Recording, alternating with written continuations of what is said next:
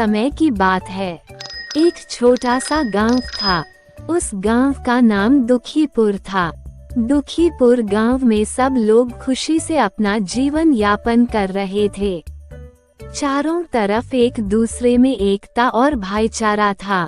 इस गांव में दो भाई रहते थे। उसमें बड़े भाई का नाम रामू था और छोटे भाई का नाम रमेश था। रामू के एक लड़का था जिसका नाम राकेश था। रामू के छोटे भाई के घर उसकी बेटी थी जिसका नाम रोशनी था। रोशनी और राकेश दोनों साथ साथ रहते थे। गांव में साथ साथ खेलते थे। एक दिन की बात है, दोनों रोशनी और राकेश सुबह से खेलने के लिए निकले थे। दोनों को सुबह से खेलते खेलते कब शाम हो गई पता ही नहीं चला। देर शाम हो गई तब रोशनी और राकेश एक दूसरे से बात करने लगे। तभी राकेश रोशनी से कहता है, अरे रोशनी, देख रही हो खेलते खेलते सुबह से शाम हो गई। आज तो घर पर हमें डांट पड़ेगी। हमें दिन रहते ही घर पहुंच जाना चाहिए था ताकि मम्मी पापा हमें डांटे ना। रोशनी और राकेश दोनों एक दूसरे से बात करने में व्यस्त थे।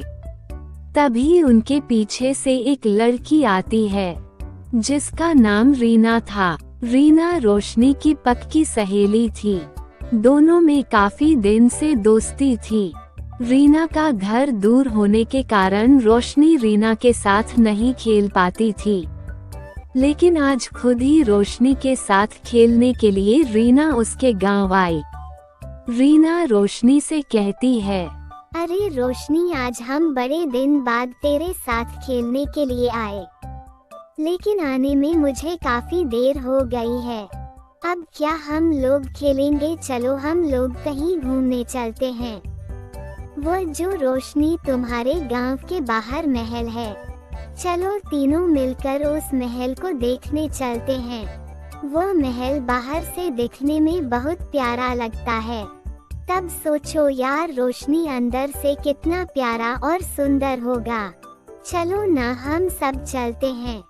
जल्दी से चलो, नहीं तो और शाम हो जाएगी। रीना के मुंह से उस महल के बारे में सुन के रोशनी बहुत डर जाती है। फिर रोशनी बोलती है, अरे यार रीना, कैसी बात कर रही हो?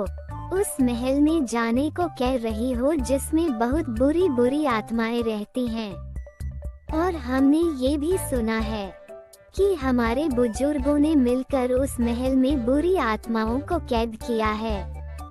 अगर हम वहाँ पर जाएंगे तो आत्माएं आजाद हो जाएंगी। अगर कोई भी आत्मा आजाद हो गई तो हमारा पूरा गांव खतरे में आ जाएगा, क्योंकि यह आत्माओं का महल हमारे गांव के बिल्कुल पास में ही है। उस महल से आत्माएं अगर निकलेंगी तो हमारे गांव के लोगों को बहुत परेशान करेगी।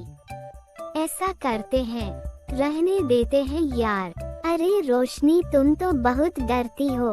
भूत, आत्माएं, ये सब तो पहले की कहावत है। अब आत्माओं जैसी कोई चीज नहीं होती है। तुम तो बिना मतलब के परेशान हो रही हो। चलो हम लोग चलते हैं, कोई जान नहीं पाएगा। चलेंगे, दरवाजा खोल के देखेंगे, फिर तुरंत वापस चले आएंगे। रीना की बात सुन के रोशनी महल में जाने के लिए तैयार हो जाती है और तीनों लोग महल को देखने के लिए जाने लगते हैं। उधर राकेश के मम्मी पापा देर शाम होने पर घर में राकेश का इंतजार कर रहे थे और इधर रोशनी की मम्मी पापा का मन नहीं लग रहा था। वह भी घर पर रोशनी का इंतजार कर रहे थे। रोशनी, रीना और राकेश तीनों लोग महल के पास पहुंच गए थे। महल का नजारा देखकर रीना तो बहुत खुश हो जाती है।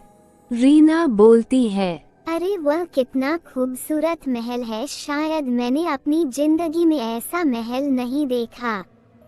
आज तो इसे अंदर से देखकर हमारा दिल खुश हो जाएगा।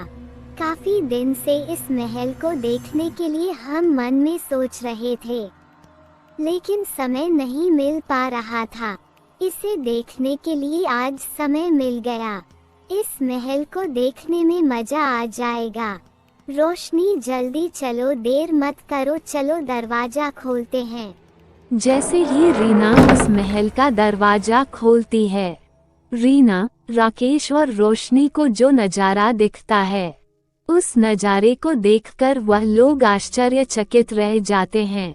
वह तीनों लोग देखते हैं कि महल के दरवाजे के पीछे महल के अंदर कोई दो लोग डांस कर रहे हैं। डांस कर रहे दोनों लोग को देखकर रीना, राकेश और रोशनी तीनों बहुत डर जाते हैं और वहां से तेजी से भाग जाते हैं। राकेश के मम्मी पापा घर पर राकेश का इंतजार कर रहे थे। काफी रात होने को चली थी, लेकिन अभी तक राकेश का कोई अता पता नहीं था। राकेश के पापा बहुत गुस्सा हो रहे थे। जैसे ही राकेश के पापा राकेश को ढूंढने जाने वाले ही थे कि उन्हें अपने घर में अचानक से काला धुआं दिखने लगा। धुएं को देखकर राकेश के पापा मन में सोचने लगते हैं कि हमारे घर में ये काला धुआं कहाँ से आ रहा है। फिर उन्हें जो दृश्य दिखाई देता है, उसे देखकर बहुत आश्चर्यचकित और डर जाते हैं। उनका बेटा राकेश हवा में उड़ रहा था और उसकी आंखें सफेद पड़ गई थी। राकेश की मां राकेश को देखकर बहुत डर जाती है।